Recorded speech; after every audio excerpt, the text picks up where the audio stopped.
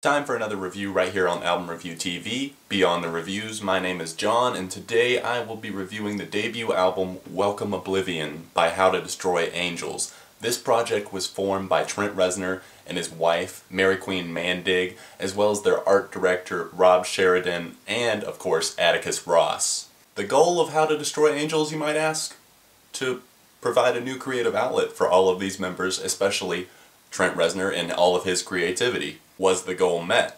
Absolutely. The album is filled with trippy electronic loops, dark industrial grinds, and an overall feeling of despair. And Reznor has always been able to generate that feeling from his listeners, and for him to still be able to do that over 20 years into his existence as a musician, that's definitely saying something right there. But it's not all golden rainbows on this LP.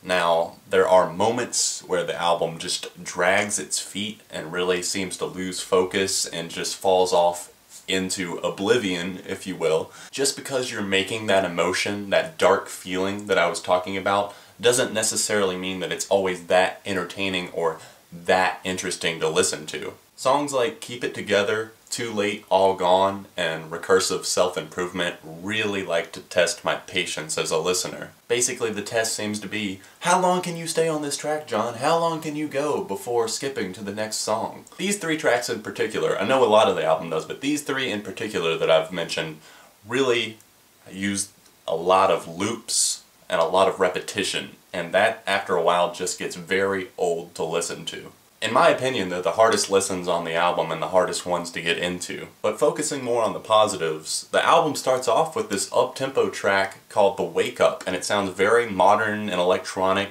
like a modern Nine Inch Nails almost, if you will, with a female vocalist, obviously Trent Reznor's wife, taking the role of lead vocals on this track. And it's kind of an ambient production. They're kind of mixed in the background later in the song, but really what's at the forefront is the electronics.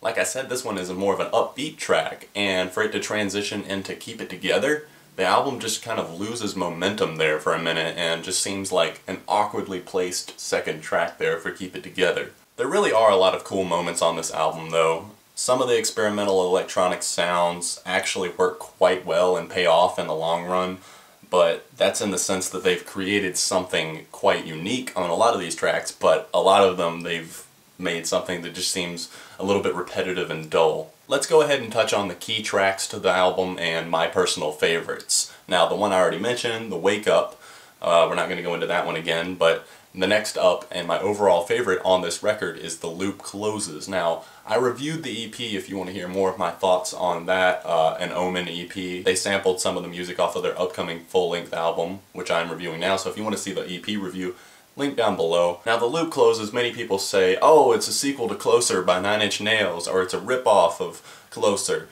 And yes, they might sound similar, I'm gonna give you that, but no, this song, like I said before, it does enough to make a name for itself on its own for it to, definitely be something unique, fresh, and cool to listen to. It's definitely got that industrial feel, and that's what I really like about it. I think it's the most Nine Inch Nails-ish sounding song on this record, and I'm also really excited because Nine Inch Nails are returning this year, going to be touring this year and next year as well, hoping for a new album from them. Like I said, The Loop Closes is my overall favorite on the record, but Ice Age is a close second. A lot of people don't like this song, criticize it for being too slow or whatever, but honestly, this 7-minute epic song really sends a tingle down the old spine. Mary Queen's vocals are incredibly eerie here on this track, and they just really stand out as an acoustic guitar, and a lot of other ambient production sounds kind of float around in the background. And yes, it might be a little bit repetitive, but the lyrics are just some of the most top-notch on the album.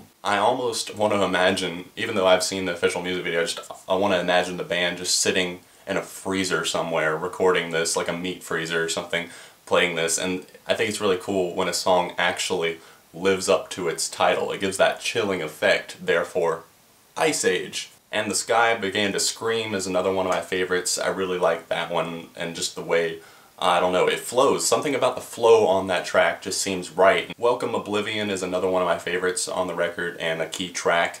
The vocals are actually more prominent on this one, and I like that. I feel like a lot of times Mary Queen's vocals kind of get buried under like the synths and the industrial loops and that sort of thing. But here on this track they get more of a chance to shine. There's a line between, you know, having the vocals be less prominent and focusing on the instrumentation and just completely losing the vocals, and like you can't even hear exactly what she or Trent are saying on some of the tracks.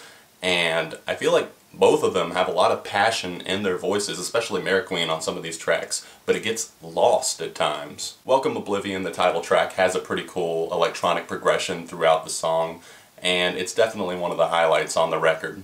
Now, On the Wing is one of those that I'm on the fence about it. You might remember that from when I reviewed the EP. You know, I was kind of torn on it then, but it's obviously got a pretty cool sound going on. The beat is undeniably catchy, but the song kind of drags its feet after a while. The lyrics are some of my favorites on the album, but the thing is, you really have to listen for them. They kind of get buried under the production like I was talking about with some of these tracks. What did you guys think? Have you listened to How to Destroy Angels? I definitely suggest checking it out, at least if you're a fan of Trent Reznor or Nine Inch Nails or any of his work. I like to check out and follow all of his side projects and whatever he's working on at the time.